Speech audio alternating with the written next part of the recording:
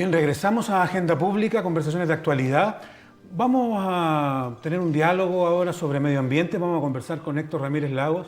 Él es sociólogo, secretario ejecutivo de la Corporación Gaia y un profesional que ha trabajado las últimas 3 décadas en temas ambientales, entre otros. Así que, Héctor Ramírez, bienvenido a Agenda Pública. Hola Fernando, de nuevo conversando sobre estos temas. Sí, Héctor dice conversando de nuevo porque nos conocemos hace ya una cantidad de años, pero siempre hay temas en los cuales uno está trabajando y es bueno conocerlo y compartir.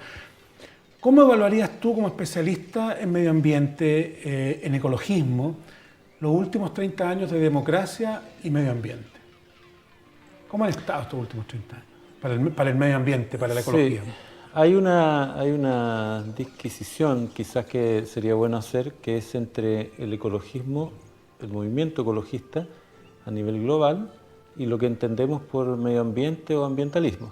Entonces, primero decir que el ambientalismo quedó como encapsulado en las instituciones que se dedican a las políticas públicas y los servicios ambientales, empresas, consultoras, etc.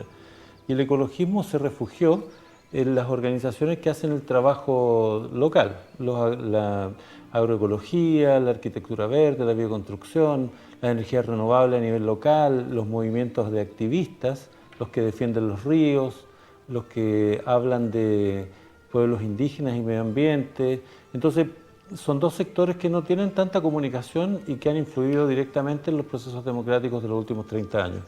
Aparentemente, el resultado es bueno en el sentido tecnológico y muy malo en el sentido de la participación vinculante, que es lo que siempre buscamos.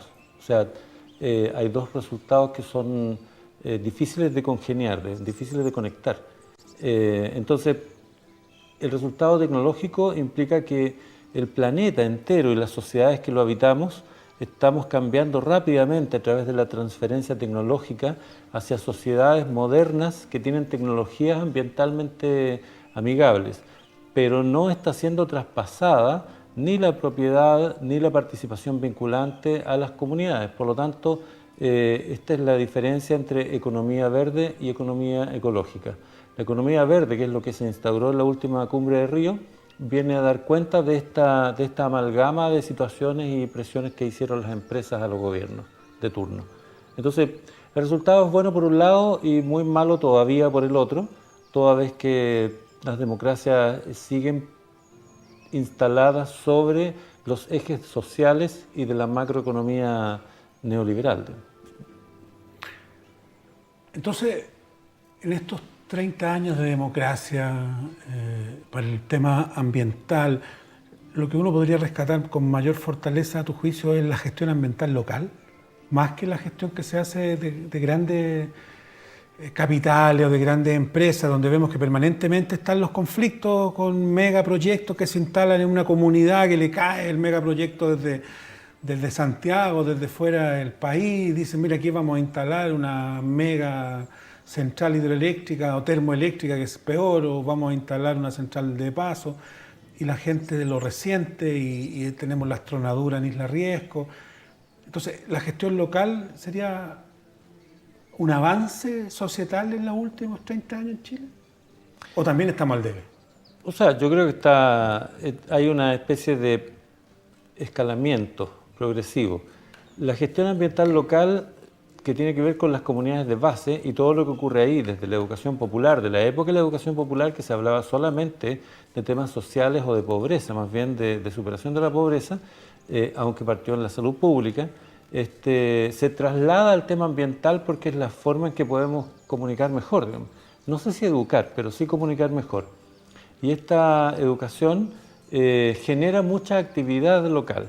Y esa actividad local es la que podríamos llamar que es uno de los eslabones de la cadena de gestión ambiental local y de la gestión ambiental integral. Por lo tanto, presiona a los gobiernos locales y gobiernos centrales a que generen normativa y legislación.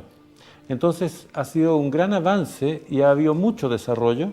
Hoy día todas las comunidades, el 100% de las comunidades, tiene elementos y agentes ecologistas o técnicos que están trabajando día a día por mejorar las condiciones de vida en el tema del entorno ambiental.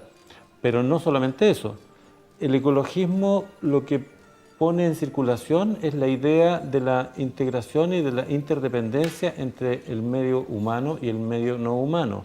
Por lo tanto, buscamos recuperar ciertos valores de cohabitación de un territorio que es para todos el mismo, al que llamamos planeta Tierra.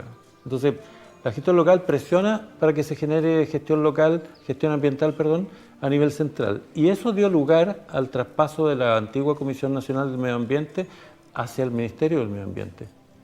Y en ese caso yo diría que es un gran éxito, porque fuimos claramente los que estábamos presionando desde nuestro punto de trabajo, quienes pudimos explicar de mejor manera que no era tan difícil, que no era un salto al vacío. Y por lo tanto, desde la primera CONAMA hasta ahora, que hay un ministerio bastante consolidado, pero al cual le falta mucho todavía, sí, ha sido un gran éxito. Sí. Ahora tú hablaste de participación ciudadana de las comunidades locales. Nosotros, en general, las comunidades a las que uno pertenece, tu barrio, tu sector cultural, donde uno se mueve en la vida, no está tan alerta de las dificultades de la legislación o de los avances ambientales hasta que te cae un proyecto, un megaproyecto que te impacta y que te dice que te van a cortar las calles, te van a cortar los árboles, van a cambiar el entorno en el que tú vives, te van a poner cable o no sé, vas a escuchar tronaduras, va a haber bullas. Todos los proyectos que se instalen tienen que pasar hoy día por el sistema de evaluación de impacto ambiental y tienen que presentar una evaluación de impacto ambiental a aquellos de mayor envergadura o una declaración de impacto ambiental, para decirlo sencillo, a aquellos que tienen una envergadura más pequeña. Y llega entonces el momento de la participación ciudadana. Y la participación ciudadana uno la podría dividir así muy a la rápida, ¿no? En tres. La participación ciudadana informativa, que va al proyecto, los dueños del proyecto o van del ministerio y te explican de qué se trata el proyecto. Hay otra que es una participación ciudadana consultiva, que te preguntan qué te parece, tú puedes opinar, mira, yo pondría los postes más allá, no sé qué. Y hay una última que todos quisieran que fuera así, pero no se implementa mucho, que es una participación ciudadana resolutiva o deliberativa, donde lo que acuerda la comunidad es lo que tiene que hacer el proyecto. ¿Cómo has visto tú, como especialista en medio ambiente, estos temas de participación ciudadana dentro del sistema de evaluación de impacto ambiental? Hay mucha exigencia. En general, los países como Chile tenemos o adolecemos de una carga muy fuerte que es saber que somos parte de un muy reciente tercer mundo en nuestra vivencia cotidiana, pero que nos contaron una película similar a la de Suiza. Por lo tanto, no tuvimos un proceso de educación que nos permitiera entender cómo llegamos hasta donde estamos hoy día. Por lo tanto, un ciudadano chileno común y corriente lo que pide es vivir como viven los suizos sin saber el costo de aquello. Y por lo tanto, se va a negar a pagar ese costo siempre, sea quien sea, así sea alguien de cualquiera de los dos extremos o del abanico político en general. En el tema de la participación, por lo tanto, lo que más hay es queja, más que proposiciones, porque las personas todavía, los ciudadanos, no están construyendo ciudadanía ambiental calificada como para poder avanzar en esto. Y en los estudios de impacto ambiental, habitualmente el tiempo que requiere la revisión de un legajo, de un informe o de un proyecto, necesita tiempo y calificación técnica de un nivel que en las comunidades suele no estar. Por lo tanto, se ha ido también concentrando esta participación en marchas y en lo que ya sabemos que domina América Latina hoy día, dado que el ecologismo, obviamente, y esto es necesario decirlo, no obstante es transversal en términos de intereses y superación de ciertas problemáticas, el ecologismo tiene una raíz que viene de las lecturas de las luchas libertarias de los pueblos, no es neutra y por lo tanto diríamos que los movimientos agrarios, los movimientos revolucionarios, los movimientos de liberación y género, los movimientos indigenistas, toda la acción, de hecho el movimiento ecologista imita en sus actividades muchas de las acciones que hacían los pueblos indígenas en sus luchas de proteger su territorio o en sus luchas de liberación. Funcionan casi igual, digamos, en el sentido de no tener una especie de comandancia o comité central. Somos los más dispersos y desagregados posibles. Y a propósito que has tocado el tema de ecologismo y pueblos indígenas, indudablemente este año ha estado marcado, el 2018, estuvo marcado por las temáticas y los desencuentros o el conflicto entre el Estado de Chile y el pueblo mapuche. ¿Cómo se ve desde el ecologismo ese espacio de conflictividad, ese espacio nada pacífico? ¿Qué nos puede contar? Bueno, quizás ahí hay una nueva como aclaración que hacer. Yo tengo una cercanía muy fuerte con lo que se ha dado a llamar la ecología profunda, que no existe como tema, digamos, no existe así, sino más bien es la que tiene más raigambre en el conservacionismo, que es de donde vienen todos los ecologistas, así sean los cristianos ecologistas descendientes de Aldo Leopold, que es uno de los pioneros en este tema, creyente a ultranza, hasta la gente que propone el ecoanarquismo, que están al otro lado. Pero no son extremos, simplemente van juntos, todos estos cuerpos. De hecho, el factor ecológico se le llamó así porque es la conjugación de todas las variables y vertientes del ecologismo, que son muy nuevas por lo demás. Ahí uno puede entender mejor que el ecologismo es bastante más radical que las lecturas que se hacen desde los partidos políticos o de los movimientos que tienen algún dogma, doctrina o ideología.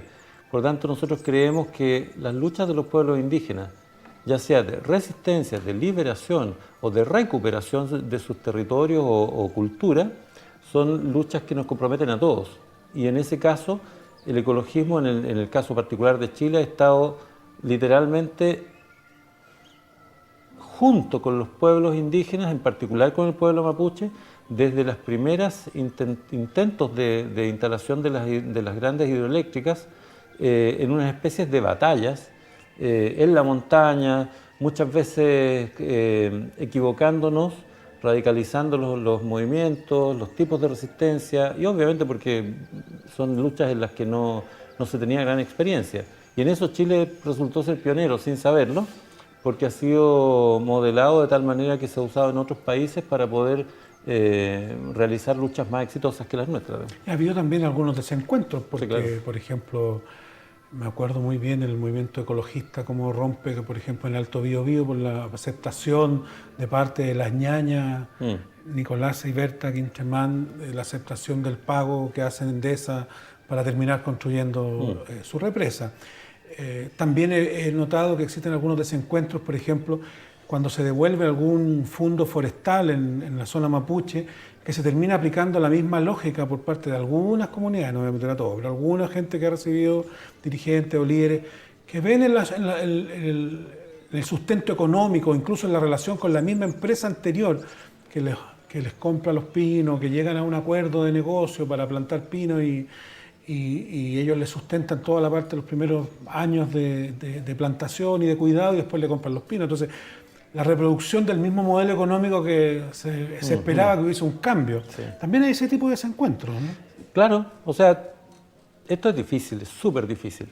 Si creemos que, o si pudiésemos llegar a creer que pasar de ser una economía extractivista, de producción intensiva, monoproductiva, y exportadora de materias primas, a una sociedad que sea ecológica, que tenga un modelo de desarrollo sustentable, de manera mecánica, bueno, es un mito. Y es una de las falacias que inventa Naciones Unidas en la última cumbre de la Tierra al instalar esta idea que está a punto de llegar el advenimiento de la llamada economía verde.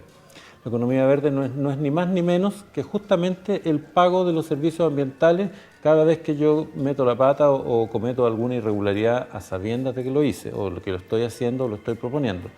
En el caso particular del Alto Biobío, hubieron muchos desencuentros, porque la mayoría de la gente que llegó al Alto Biobío sin ser indígena no sabía de qué estaba hecho este conflicto. No sabía los factores, no conocía la cultura mapuche y por lo tanto tenía mucha más pasión por ayudar y por ir a combatir, como se decía en esa época, por este patrimonio ambiental, sin entender que dentro de este patrimonio ambiental había un pueblo indígena que ya estaba luchando hace 500 años. O sea, Entonces, ha habido un acercamiento paulatino y con retrocesos y avances, como todos los mejores acercamientos. Pero en esto, obviamente, la gente que es más radical, que no acepta la posibilidad de que alguien viva de la misma manera en que se vive en otros lados, y no hay comparaciones. Por lo tanto, cuando una comunidad indígena, y esto no pasa solo en Chile, pasa en todo el mundo, acepta el pago, que viene a ser compensación o simplemente pago por un territorio, una reparación, y que los tienen que trasladar a otro lado, o que el Estado compre una tierra para devolvérsela y resulta que la tierra corresponde al 10% del territorio original, etc. En la radicalización del discurso lo que se esconde es bastante ignorancia de parte de algunos elementos o grupos que participan en el ecologismo, pero que lo hacen desde una perspectiva más desde el ayudismo, esta cosa voluntariosa, digamos, que desde una propuesta de un mundo diferente, a lo que nosotros podríamos llamar esto de las sociedades ecológicas, o las sociedades de bienestar, como se llaman en el hemisferio norte, muy propias de los países escandinavos. Entonces, hay desencuentros, pero desde el ecologismo moderno. Y voy a mencionar aquí un concepto que tal vez podemos profundizar un poco, desde el ecologismo que tiene al otro lado del crecimiento económico, al decrecimiento, se entiende mejor estos desencuentros porque son parte del conocimiento mutuo de las sociedades y comunidades. Tú pasaste tangencialmente, quizás tocaste un par de criterios, un par de elementos. Mira, se habla mucho hoy día, a propósito de la crítica que se hace a la lógica económica extractivista o a la agricultura intensiva, a la producción forestal de monocultivo. Y se habla de la posibilidad de que exista una minería sustentable, una agricultura limpia. Incluso hemos llegado a escuchar de autoridades esto de promover la economía circular, es decir, donde no hay externalidades. ¿Tú crees que es posible que estamos caminando para allá? ¿Estamos muy lejos? ¿Puro discurso? ¿Cómo lo ven? Sí, un poco de todo. Yo personalmente creo que la economía circular es un invento. No, creo que no existe algo así. Creo que la economía circular es un producto más, como las start-up y otras pomadas, digamos, que se han estado vendiendo últimamente, donde se gasta mucho dinero en promover la idea más que en financiar nuevos proyectos.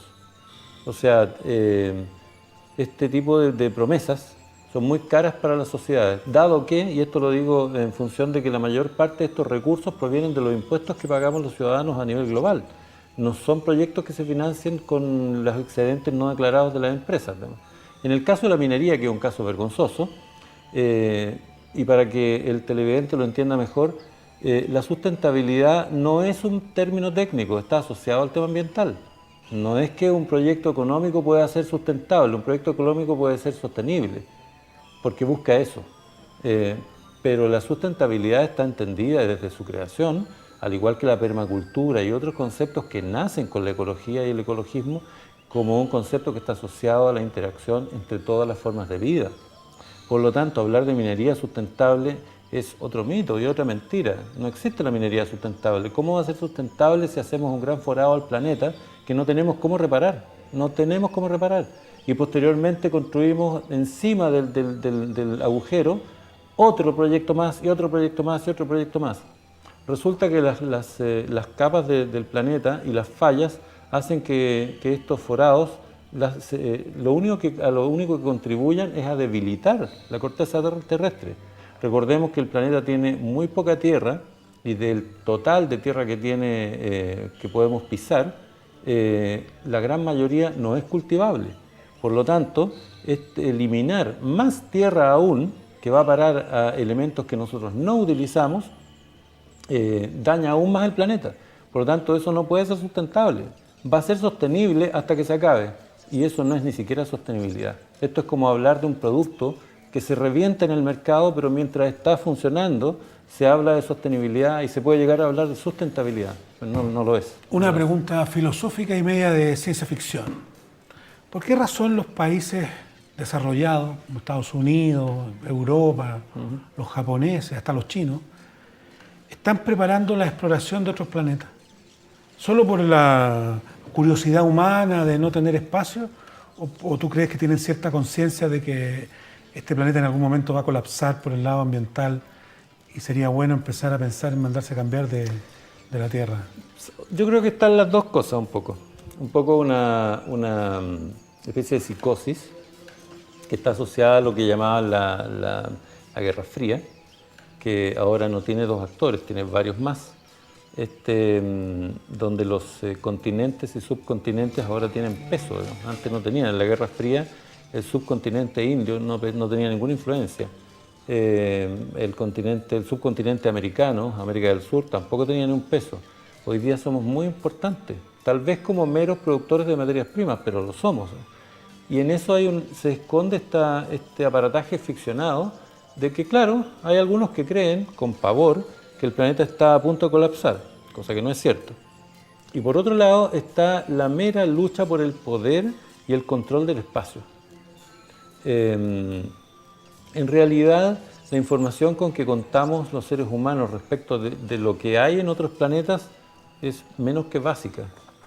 Cualquier físico, y aquí tenemos grandes físicos en nuestro país, te lo pueden confirmar. Lo que sabemos básicamente es la cantidad de luz que existe en otros planetas, pero no tenemos idea de qué están hechos, ¿no?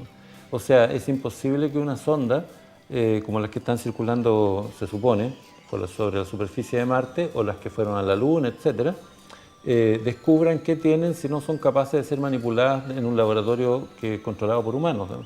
No se puede hacer eso.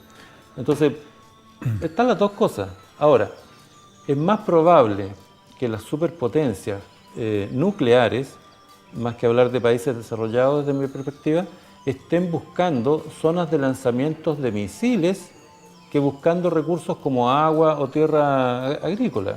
Es más geopolítico que... Es más geopolítico que nada, claro. Ambiental. Porque en el fondo sería más posible habitar una especie de ciudades aéreas que estén en el espacio que habitar otro planeta. No tiene mucho sentido porque el costo en términos de recursos para mandar población incluso a la Luna es de tal envergadura que no se lograría el retorno de la inversión durante 2 siglos, 3 siglos, no tiene ningún sentido. Es más fácil mandar a cierta gente a la punta del cerro, ¿no? O sea, obviamente, claro que sí. Es más fácil o habitar... otros lugares, claro, que no vamos a decir. Es más fácil habitar el fondo del mar. O los desiertos. O los desiertos. Que quedan aquí a la vuelta. Sí. Chile tiene mucho, ¿no? Claro. Héctor, no te quiero dejar que terminemos esta conversación, nos quedan 5 minutos, sin que nos hables un poco de proyectos específicos de Gaia. Me dicen que me quedan 3 minutos. Que estén realizando algún proyecto que podamos contarle a los televidentes que está funcionando. Bueno, Gaia no es una organización internacional, sin embargo existe en muchos países y hay ciertas relaciones, básicamente intercambio de información, comunicación, buena onda. A pesar de ser muy radicales desde nuestra perspectiva, también adolecemos de optimismo permanente. Entonces, el efecto de estos proyectos se verifica muy bien en Gaia, en Buenos Aires, en Mar del Plata, donde hay una ciudad que se está construyendo desde hace 20 años, con un formato y un modelo de sustentabilidad que busca la suficiencia autónoma completa. Por lo tanto, se producen los alimentos, se produce la energía que se usa y también se producen todas las casas y formas de vida dentro de esta aldea, digamos, que es más conocida como ecoaldeas, pero en general van a ser... ¿Y en Chile existe alguna experiencia de ecoaldea? Chile es el país que tiene más proyectos de ecoaldeas en América, sin embargo es el país donde mueren más proyectos también de ecoaldeas, porque son habitualmente la misma situación, son personas que no tienen gran conocimiento, sino más bien tienen gran entusiasmo. Y ya sabes, en Oriente se decía que el entusiasmo es una enfermedad del espíritu. Entonces, pero hay muchos proyectos, yo destacaría la ecoaldea Maihue, la ecoaldea El Espino, la ecoaldea del Manzano, que están repartidas en el sur de Chile en este caso. No alcanzo a detallarlas, pero son comunidades que apelan a la autosuficiencia y a la permacultura, todas. Por lo tanto, aquí descubrimos otro concepto. Y luego, en términos públicos, yo destacaría la experiencia de la comuna de La Pintana y su dirección de gestión ambiental, que es una dirección, un proyecto modelo para toda América Latina, es la primera que hubo en América Latina, y por lo tanto ha sido visitada por más de 1000 municipios de toda América del Sur. Y la experiencia más reciente de la comuna de La Ligua, donde la municipalidad está impulsando empresas públicas de servicios, donde podemos verificar que la que a mí más me sorprende y me gusta, la empresa de agua potable que generó la Municipalidad de La Ligua, que tiene un costo de metro cúbico de agua de 2.000 pesos, cuando a Endesa le cuesta 12.000 pesos. Entonces, hay experiencias muy buenas y fáciles de visitar, digamos, dentro de nuestro país. Y esto ya parece un clásico de nuestro programa Agenda Pública. Hay muchos temas que conversar, muy interesantes. Héctor, te quiero agradecer. Te vamos a dejar invitado para otra oportunidad para que podamos profundizar en proyectos específicos que se están realizando en Chile. Así que Héctor Ramírez, secretario ejecutivo de la Corporación Gaia, sociólogo y especialista en temas medioambientales, muchas gracias por estar en la Agenda Pública. Gracias, Fernando. Muchas gracias. Estamos llegando al final, no sin antes saludar a algunos amigos que hacen posible la difusión de este programa, a algunos que nos permiten tener algún nivel de maquillaje, no muy buen corte de pelo, pero por lo menos buen maquillaje, a la peluquería Sumun, que siempre está con nosotros desde el inicio de Agenda Pública, así que si usted quiere, en Providencia, peluquería Sumun. También puede encontrar los programas de Agenda Pública en el sitio elminuto.cl. Ahí está el resumen de los programas. Usted puede entrar si quiere ver alguno, si lo quiere bajar, si quiere escuchar alguna de las conversaciones que hemos tenido con nuestros interesantes entrevistados y entrevistadas. Y también se ha sumado el sitio poderyliderazgo.cl, que usted lo puede revisar. Está, como dicen los técnicos, customizado para celulares, así que es más fácil verlo en celular. Son los amigos, los partners en comunicaciones para que este programa se pueda desarrollar. Muchísimas gracias, esperamos que tengan una bella fiesta, que sea un muy buen 2019. Nos vemos en el próximo programa de Agenda Pública, Conversaciones de Actualidad. Chao.